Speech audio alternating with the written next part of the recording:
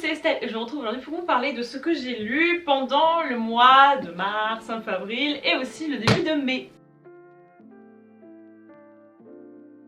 Depuis début 2023, je vous avoue que j'ai un rythme de lecture qui n'a rien à voir avec ce que je faisais ces 3-4 dernières années. Mais c'est pas grave, j'ai une vie qui se remplit, donc j'ai moins le temps de lire. Ça veut pas dire que je ne trouve pas des coups de cœur. Il y a de tout, de la romance, de la fantasy, du contemporain. Il y a du très bon et du moins bon. Nous commencerons par parler de Set on You, une romance nue adulte de Amy Lea. Très rapidement, ensuite je vous parlerai de la saga Once Upon a Broken Heart de Stephanie Gerber. Je vous ai déjà fait une vidéo spéciale coup de cœur sur ces deux-là, du coup je vais faire qu'un petit résumé. Une petite fantasy young adulte qui a été récemment traduite par De Saxus. Ensuite nous irons refaire un petit peu de romance, qui est American Roommate Experience de Elena Armas. Et enfin nous terminerons avec Fourth Wing, une fantasy dragon new adulte.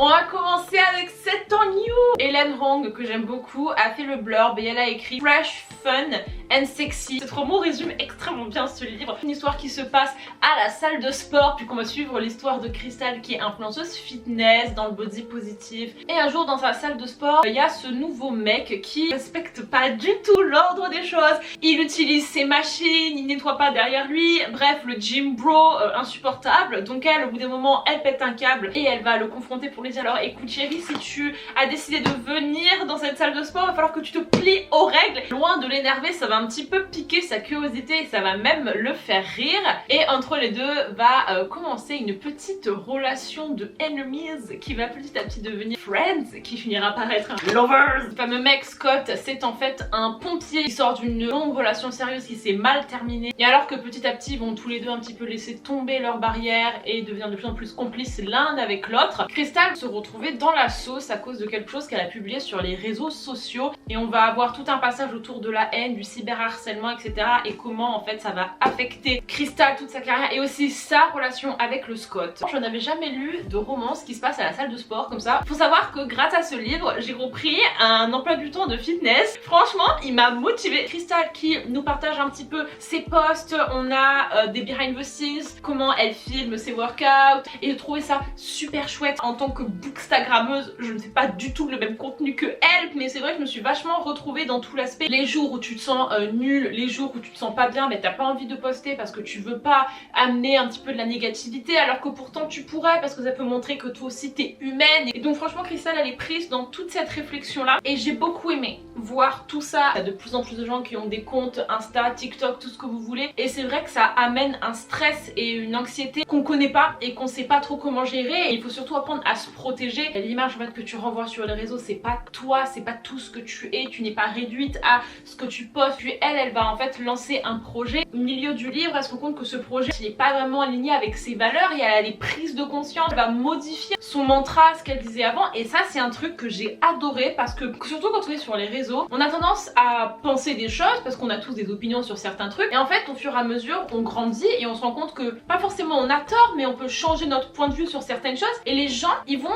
tout de suite nous dire ah mais tu nous as menti, ah mais tu disais de la merde, alors que non t'es juste humain et que t'apprends. Il y a des trucs que moi je disais il y a 3 ans qui en fait je suis plus du tout d'accord aujourd'hui, mais ça veut pas dire qu'il faut cracher sur la SF d'il y a 3 ans, non, parce qu'elle faisait avec ce qu'elle avait, elle faisait de son mieux. Crystal en fait elle nous amène à travers toute en fait sa prise de conscience justement sur le body positivisme. Moi j'ai adoré en fait voir comment elle passait d'un point de vue à un autre avec sa communauté. Enfin bref, j'ai adoré tout cet aspect là, moi ça m'a énormément parlé. La romance était aussi super cute. La relation Scott-Crystal, je l'ai trouvée hyper chouette, hyper douce, clairement validée, communication, respect, bienveillance, tous les deux ils étaient adorables à suivre. C'était aussi très très drôle, tous les moments à la salle où elle faisait exprès un petit peu de lui voler ses machines et tout. J'ai trouvé que c'était très fluide la manière dont ils sont passés un peu de rivales à petit ils ont été un peu plus complices et au fur et à mesure ils font des choses ensemble. C'est pas aller trop vite entre eux. Le seul truc que j'ai à redire sur cette relation c'est la crise des 80%. Je n'ai pas du tout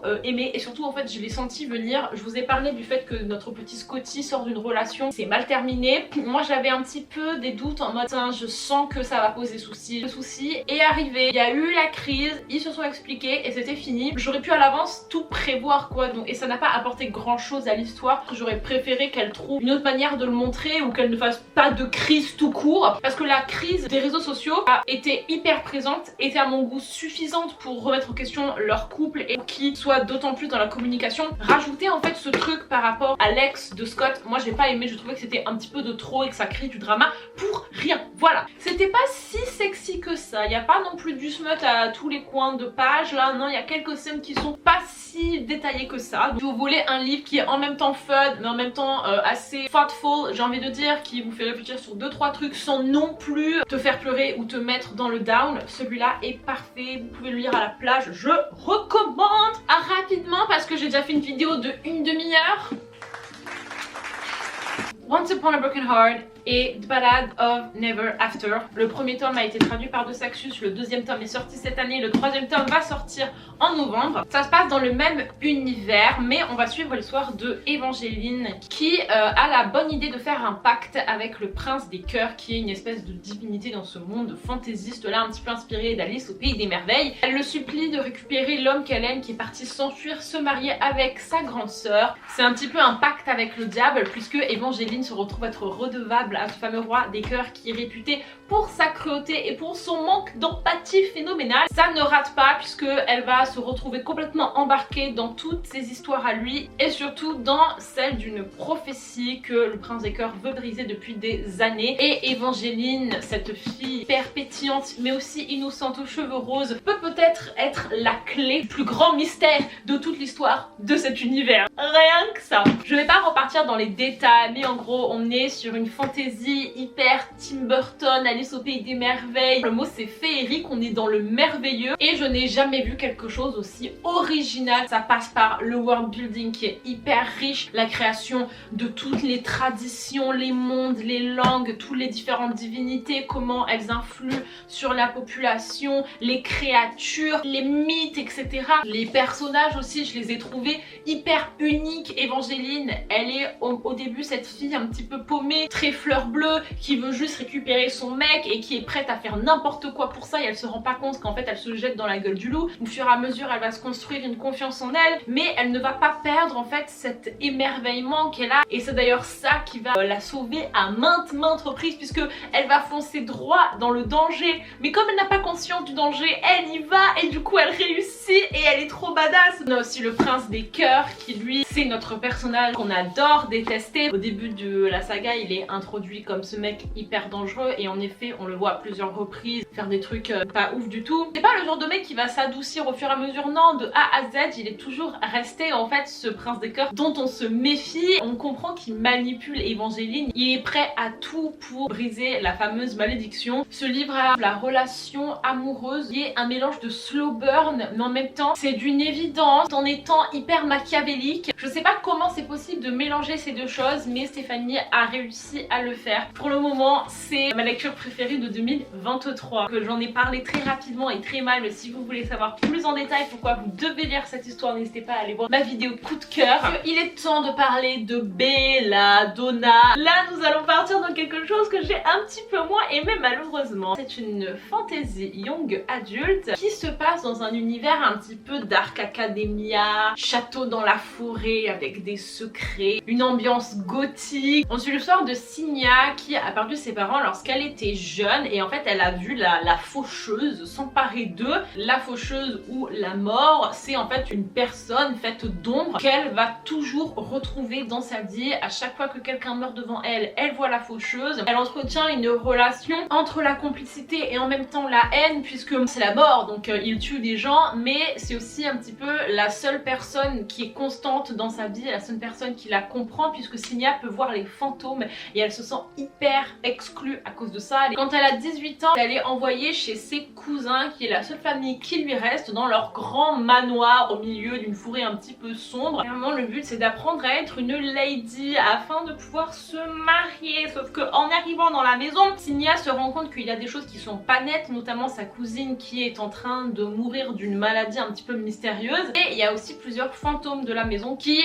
lui souffle qu'il y a un danger. Et à partir de là, Signia va enchaîner entre résoudre des énigmes pour trouver qui a tué la mère de machin, et de temps en temps elle a des petits cours d'étiquette ou comment boire le thé. Elle se fait pote avec un palefrenier tout en tchatchant avec la mort de temps en temps quand elle arrive à le voir. Signia en fait se rend compte que quand elle s'empoisonne elle-même, elle frôle la mort, mais en fait elle ne meurt pas. D'entre-deux, entre la vie et la mort, c'est là où elle peut entrer en contact avec Death et avoir certaines capacités surnaturelles en lien avec la mort. Et du coup elle le fait à plusieurs reprises dans le livre parce qu'elle a besoin d'informations, elle a besoin d'aide, et la mort répond toujours présent puisque lui aussi s'est un petit peu attaché à elle. Bon alors c'était pas non plus horrible, hein. Je l'ai lu jusqu'à la fin, mais je vous avoue que j'ai pas non plus kiffé à 3000%. Ce livre est le cul entre deux moods, dans le sens il y avait le côté magie, mort, un peu lugubre avec cette histoire d'énigme Dark Academia, et après il y avait toute cette histoire autour de l'étiquette, de devenir une grande dame et tout,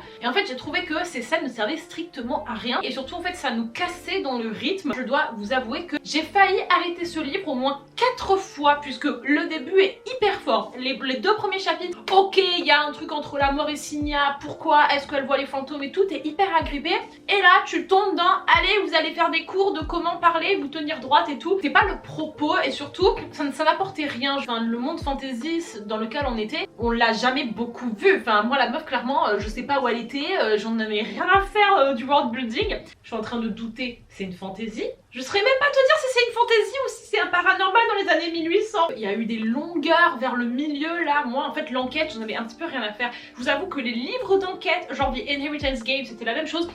Je m'en fiche. Au niveau des 60%, il y a eu un pic de wow. La mort dont on avait l'habitude de voir que lorsque Signia elle mangeait ses baies s'est mis à être vraiment mais genre physiquement là, et moi j'ai pas compris parce que moi je pensais que la mort c'était un espèce de détraqueur qui n'avait pas de tête, et là on dit que le mec il a un costume, et je me suis dit mais attends, mais est-ce un humain ou est-ce pas un humain? Et j'ai toujours pas compris quelle forme il avait, s'il avait un visage. Signia raconte qu'il la touche avec des espèces de petits tentacules d'ombre, en fait elle sent des ombres la caresser, et puis après elle danse avec lui au bal. De quoi est fait ce mec? Là ça s'embarque dans tout un truc de on est nés pour être ensemble, et c'est un petit peu gênant parce que depuis qu'elle est toute petite ils savaient qu'ils allaient finir ensemble, et il y a un petit peu des vibes de Renesmee avec Jacob, et surtout la romance, le timing était pas bon. Toutes les scènes là où elle était en train de travailler son étiquette et tout, elle aurait pu les passer à développer sa relation avec Death, parce que clairement elle l'a vu 3-4 fois dans le manoir pendant qu'elle résolvait des énigmes. D'un coup elle se développe une attirance pour lui. Je ne sais toujours pas si le mec est physique ou si c'est un détraqueur. La fois d'avant elle était en mode j'ai un petit peu peur mais en même temps c'est un petit peu mon pote, ce qui d'ailleurs était très swag, hein. Les premières scènes où elle était avec la mort c'était un petit peu classe parce que c'est la mort quoi, c'est pas n'importe qui, il y a que elle qui peut le voir et tout, elle doit un petit peu le cacher aux autres. Après oui c'est sympa, mais là on sait pourquoi d'un coup elle commence à dire oulala j'ai chaud, et lui il le fait et il s'embrasse les amis, il s'embrasse mesdames et messieurs, et moi je n'ai pas compris d'où ça sortait. C'est décrit qu'il la touche on sait pas où avec une espèce de tentacule, mais quoi? Que passo? Et elle est en mode ok oui d'accord forever love machin, ne me demandez pas comment ça s'est terminé l'enquête parce que je me souviens pas et j'ai pas tout compris. Revenons sur une romance qui elle aussi a été un flop, The American Women Experience de Helena Armas. Je crois que je ne suis pas la seule qui a été déçue par ce deuxième roman de Helena. Elle avait écrit The Spanish Love Deception qui avait été incroyable, mais là j'ai retrouvé des aspects de Helena mais pas les bons.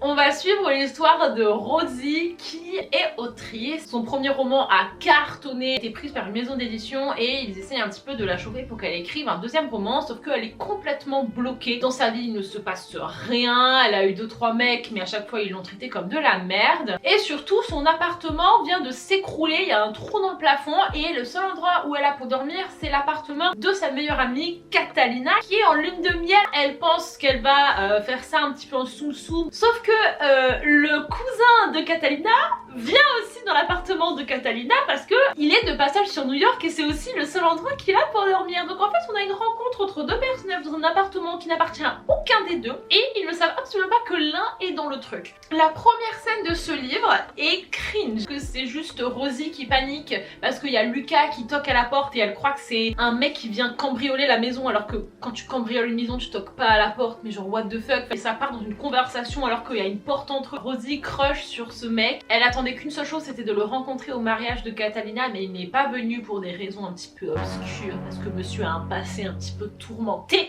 Elle tombe mais raide, dingue, folle, amoureuse de lui. Ils se font le pacte de faire une petite colocation pendant que Catalina est en voyage de noces, mais sans le dire à Catalina. Et le pacte va aller plus loin que ça, puisque lorsque Lucas se rendre compte que notre petite Rosie est bloquée dans son écriture, il va se mettre au défi de lui faire vivre tout plein d'expériences, de dates phénoménaux pour lui redonner l'inspiration. Donc c'est un fake dating spécial, faire de l'inspiration. Et là j'ai dit What? nobody believes you, nobody. Non mais c'est que pour l'inspiration, on fait des dates, mais vraiment que pour la science. Dans les romances, des fois, tout n'est pas à prendre au premier degré. Des fois, il y a du fun, il y a des trucs qui sont pas crédibles. Mais là, c'était too much pour moi. Rosie, elle respirait l'amour à plein nez. Le petit Lucas, je dois quand même vous avouer qu'il était incroyable. Waouh, et c'est parti des tartines de d'éclat, d'attention, de cadeaux, de compliments, de perfect gentleman. Et en fait, c'était juste beaucoup trop. Les gens viennent de se rencontrer et d'un coup, ils sont en mode je vais t'aider à écrire ton livre parce que tu as l'air d'être une personne incroyable. C'est beaucoup trop rapide et surtout il y a eu en fait des énormes creux. J'étais pas attachée au personnage. Leur première scène un peu smutty, ça m'a pas du tout satisfait, dans le sens où vous savez, vous faites monter une hype énorme entre vos personnages quand c'est une espèce de slow burn. Ils craquent et la scène n'a pas du tout su être à la hauteur de la dose de frustration. Et ça arrive très souvent. J'avais eu le même problème dans This Hollow Vows de Lexi Ryan. Les gars, il faut faire attention quand vous faites monter une hype de fou dans des romans slow burn. Il faut que la scène, il faut que le moment où ils s'embrassent pour la première fois, il faut que ça pète, parce que nous on n'a pas attendu 300 pages pour qu'il y ait un petit truc comme ça, genre Vous vous rendez pas compte? vous cassez le truc, genre. Pourquoi vous croyez qu'on lit des romans? C'est pour voir le moment où ils vont craquer. Et là tu me dis que quand ils craquent, c'est nul. Et du coup, mais c'est nul. En gros, il dit ah mais c'est parfait cette histoire de fake dating parce que moi je ne veux pas me poser, je ne veux plus ces histoires de couple, alors que le mec est le plus canard que j'ai jamais connu, alors qu'il est même pas en couple avec la meuf. Donc au moment il va falloir être en accord avec tes actions, chérie. Donc clairement j'ai été très déçue, si ça ne se voit pas. En fait j'ai lu histoire de terminer parce que je me suis dit putain c'est quand même con quoi de faire The Spanish Love Deception qui était génial et ensuite de passer à ça. En fait j'ai lu tellement de romans dans la bienveillance, ça ne m'impressionne plus. Genre ce livre ne m'a pas impressionné. Lucas, tu ne m'as pas impressionné. Je préfère mon Lucas. Après je dis ça, je dis rien. Terminons cette update lecture avec la star de la soirée, le phénomène TikTok, le livre qui a cassé internet et que tout le monde est en train de lire, et moi je l'ai lu dès le début, genre Estelle est en retard sur absolument tout, mais pour Wolfwing, elle était à l'heure, elle était même en avance. D'où ça sort? À quel moment? Becca Yaros, c'est une meuf qui écrit du contemporain dont je n'ai jamais vu la gueule, et là elle arrive, elle te balance une fantaisie, romantaisie, new adulte, dragon, et personne n'était prêt pour ça, et c'est un régal. Ce n'est pas le coup de cœur, puisqu'il y a eu des petits soucis pour moi sur la fin, mais vraiment une lecture incroyable. C'est la première fois que je lis ce livre. L'intrigue n'est pas non plus hyper originale, mais personne n'avait fait cette intrigue. On est dans un monde inspiré de en même temps Game of Thrones, en même temps Divergente. On a plusieurs royaumes qui sont en guerre. On a le royaume de Navarre qui lui utilise des dragons sur lesquels des riders quoi, des soldats et des soldates se battent à dos de dragons contre un autre royaume qui eux se battent à dos de griffons. On aime la rep griffon qui n'existe jamais à part dans mes livres et dans Wolfwing, donc merci. C'est la guerre depuis des centaines d'années, et on suit l'histoire de cette école de guerre qui forme les soldats qui vont monter à dos de dragons. Et en fait c'est par un système d'affectation. Ça peut être soit soldat, donc rider, scribe, soit healers. Donc en fait tu as 3 métiers possibles. Il y a peut-être des agriculteurs, mais je sais pas. Et on suit l'histoire de Violet Sorrengail, qui est la dernière fille de la plus grande famille de riders, dont la mère est la chef des riders. Son frère été un rider, mais il a été tué lors de la guerre. Sa grande sœur est rideuse et Violette, depuis qu'elle est toute petite, elle a été entraînée pour être scribe parce qu'elle est née avec une maladie qui fait qu'elle a les articulations et les os qui sont très faibles. Sauf que 6 mois avant son affectation, en fait sa mère pète un câble et dit non, je refuse qu'elle devienne scribe, elle sera rideuse. Donc elle se retrouve à devoir entrer dans l'école de la mort, clairement, puisqu'ils s'entretuent tous afin de pouvoir avoir un dragon. C'est quand même très con parce que le but c'est d'avoir des soldats, mais dans l'école, la moitié des soldats meurent parce qu'ils se tuent entre eux avant d'aller à la guerre. Bref, et on commence ce livre alors qu'elle entre dans la première fois dans l'école, c'est Hunger Games. Voilà. Qu'est-ce qu'on a en fait dans cette histoire? On a des dragons. On a des dragons qui sont des personnages principaux, des dragons où quand tu te lis avec eux, tu peux leur parler. Hashtag Ruby Dixon. Mais ça peut devenir tes potes. Et tu lis ton âme au dragon. Et si le dragon meurt, toi tu meurs. Et si toi tu meurs, le dragon part dans une espèce de folie. Ensuite, on a toute cette ambiance d'école. Ça m'a énormément plu. Il y avait un mélange dans même temps Nevernight avec ce côté où tu peux pas dormir la nuit ou alors tu dors avec une épée parce que les gens vont essayer de te tuer pendant la nuit. Et Violette, tout le monde en fait veut la tuer. C'est la fille du commandant, du coup elle est un petit peu pistonnée et les gens ne l'aiment pas. Dans l'école en fait, il y a aussi des enfants du royaume ennemi. On a tué tous leurs parents pendant la guerre, on a pris en otage leurs enfants, et ben on les a foutus dans l'école. Et eux ils veulent aussi tuer cette Violette puisque c'est la fille de la présidente entre guillemets. Et notamment parmi eux nous avons Xaden, un grand rider. La famille de Violette a tué la famille de Xaden. Donc lorsque Violette arrive à l'école, elle n'a que des ennemis, mais elle va aussi retrouver des amis. Il y a notamment Dane, qui est son meilleur ami d'enfance qu'elle n'avait pas revu depuis qu'il était entré dans l'école. Ça c'est le pitch, mais en fait il y a énormément de choses qui rentrent en jeu. Il y a Violette qui elle clairement n'est pas du tout, mais du tout prête, mais qui se démène pour ne pas mourir et qui essaye par tous les moyens possibles de gagner les différentes épreuves alors qu'elle n'a pas du tout le niveau. Et c'est passionnant. Tu rajoutes à ça un style d'écriture contemporain, mesdames et messieurs, dans une fantasy qui est même une high fantasy, j'ai envie de te dire. Et pour certaines personnes, ça a été le truc qui a fait qu'ils ont détesté le livre. Mais moi, ça m'a plu parce que c'est souvent quelque chose qui me perd quand les personnages y parlent un petit peu trop soutenus, quand il y a trop de world building, quand il y a trop de description. Mais là, c'était écrit avec un rythme de contemporain, de paranormal en fait. J'avais l'impression de lire du Jennifer Armentrout, vraiment. D'ailleurs, c'est Jenny qui a fait le blurb et c'était pour moi hyper agréable, hyper fluide à lire, les répliques ça partait comme ça. Violette, adorée, mais vraiment adorée déjà son caractère. C'est une meuf explosive qui se laisse pas faire. Certes c'est un petit gabarit et bien notamment par rapport à son corps elle est limitée sur plein d'aspects différents, donc les gens ont l'habitude de la sous-estimer, mais elle ne se laisse pas avoir et elle prouve à tout le monde qu'elle est capable et qu'elle mérite sa place ici. Elle va défendre son bout de viande, elle est aussi très sassy, donc franchement elle n'hésite pas à flirter, en même temps elle est très sarcastique. Des fois elle a balancé des punchlines, moi j'étais en mode wow. Quand tout commençait à tourner un petit peu autour de la romance qui est une romance slow burn, donc elle met du temps à venir, je l'ai trouvée d'un naturel et d'une honnêteté. En fait elle a parlé comme si elle était dans la vraie vie. Dans les fantaisies, les personnages ils se font pas non plus des déclats où ils ont pas vraiment de communication sur leurs sentiments. J'ai adoré la voir parler de ses sentiments aussi ouvertement. Pour les personnages ils sont en mode non mais je vais pas lui dire ce que je ressens parce que de toute façon on part à la guerre quoi. Elle l'a dit parce qu'elle le pensait.